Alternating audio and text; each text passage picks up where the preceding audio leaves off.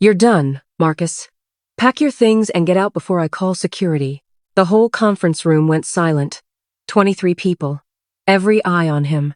Marcus Bell, 24 years old, stood there holding a coffee-stained folder, while the man who had just fired him straightened his tie like nothing happened. Marcus didn't argue. He didn't beg.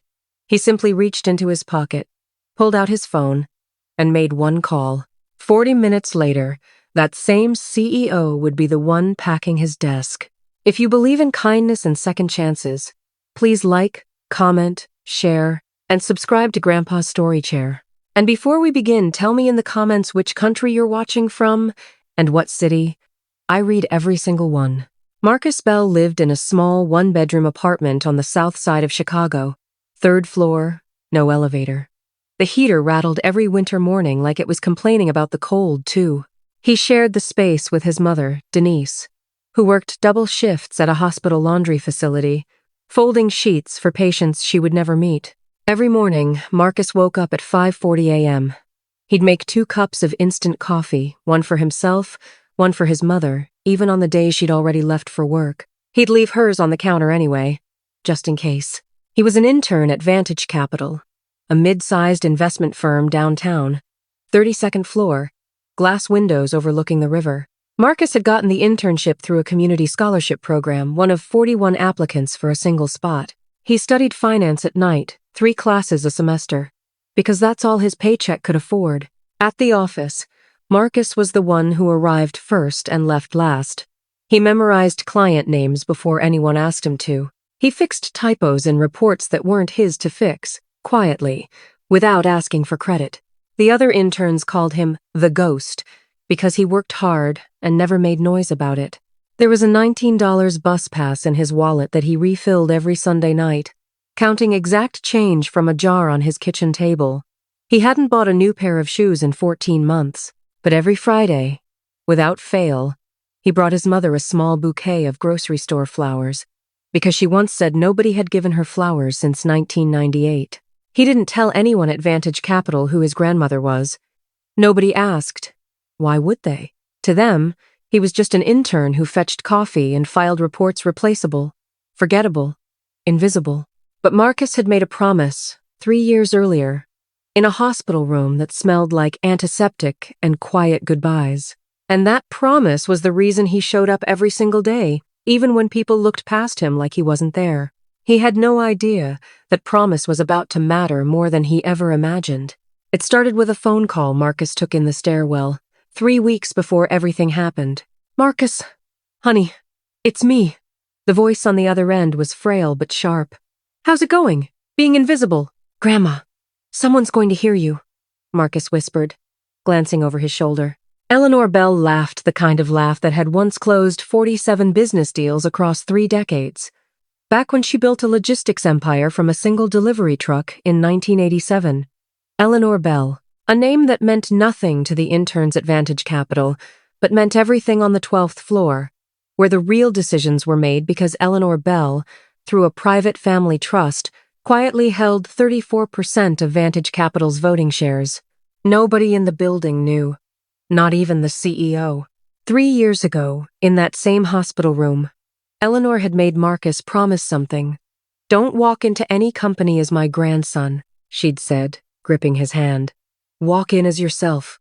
Learn how people treat someone who has nothing. That's how you'll know who deserves to lead." So Marcus had asked her, begged her to keep his identity quiet. No special treatment, no fast track, no whispers about the Bell name. Just Marcus, an intern, nobody.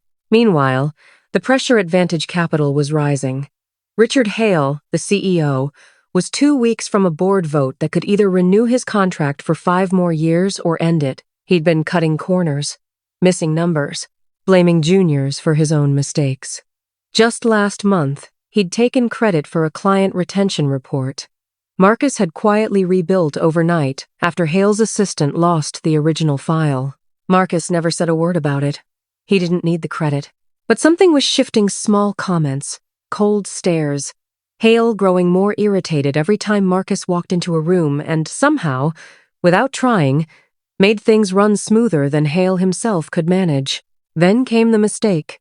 Not Marcus's mistake, a scheduling error made by Hale's own assistant, who accidentally sent a confidential pricing sheet to the wrong client. Hale needed someone to blame in front of the board. Fast. Before the real story got out. He needed someone forgettable. He needed Marcus. It won't stick, Hale muttered to himself the night before the board meeting, straightening the same silver tie he wore to every important call. Nobody fights for an intern. He had no idea that Intern's grandmother controlled more of this company than he did. The morning of the meeting, Marcus felt it before he understood it, the way Hale avoided his eyes in the hallway. The way two directors suddenly stopped talking when he walked past the break room. Something was coming. He just didn't know what would happen in front of everyone he worked with, in the one room where reputations were built or destroyed in under 60 seconds. The boardroom was packed. 23 people. Coffee cups. Tension. Hale stood at the head of the table, holding the leaked pricing sheet like a weapon. "This is a serious breach," he said, loud enough for everyone to hear. "And I know exactly who's responsible." He turned to Marcus. "You had access to this file. You've been sloppy for weeks. I've had enough." Marcus's stomach dropped. "Sir, I didn't send that. I can show you the access logs." "I don't need excuses from an intern," Hale snapped, cutting him off. "You're done, Marcus. Pack your things and get out before I call security." The room went silent. A few directors shifted uncomfortably. Nobody spoke up. Nobody ever spoke up for the intern. Marcus stood there for a long moment, holding a coffee-stained folder, his heart pounding not from fear, but from something quieter, disappointment. Not in Hale, in the silence. He didn't argue. He didn't raise his voice. He simply nodded once, picked up his folder, and walked toward the door. Then he stopped. He pulled out his phone and dialed a number he rarely used during business hours. "Grandma," he said quietly, stepping into the hallway. "I think it's time." Eleanor Bell answered on the second ring. "Are you okay, sweetheart?" "I'm fine, but I think you should call the board chair, now." 12 minutes later, the boardroom phone rang. The chairman of Vantage Capital's board picked up, listened for 30 seconds, and his face went pale. He whispered something to the two directors beside him. Then he stood up. "Richard," the chairman said slowly, "do you know who Marcus Bell's grandmother is?" Hale blinked. "What does that have to do with—" "Eleanor Bell," the chairman said. 34% shareholder. Founding trust member. She just asked me one question, why her grandson, who has outperformed every intern this firm has hired in 5 years, was humiliated in front of the entire leadership team for a mistake he didn't make. The color drained from Hale's face. "There's an emergency board call in 20 minutes, the chairman continued. "Richard, I'd start packing your own desk." Nobody in that room said a word.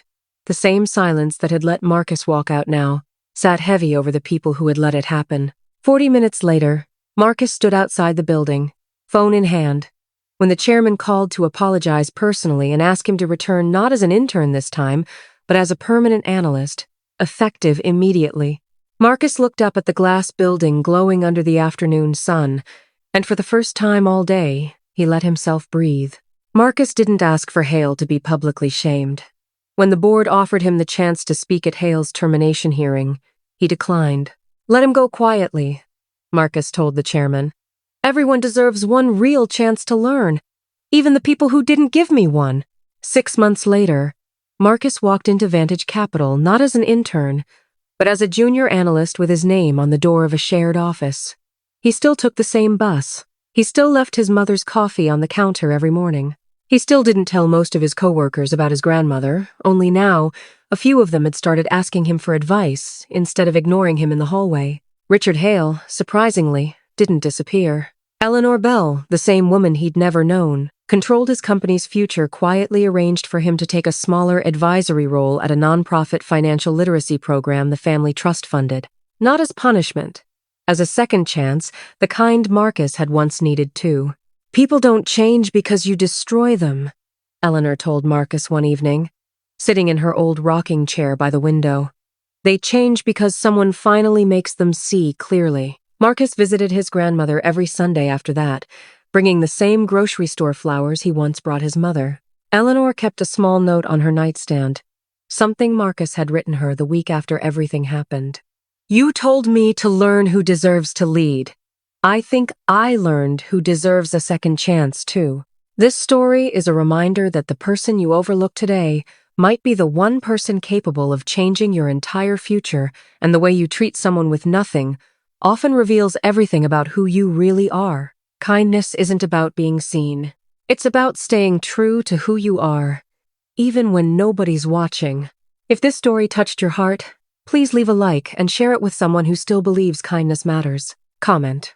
Kindness still exists if you believe even one good act can change someone's life.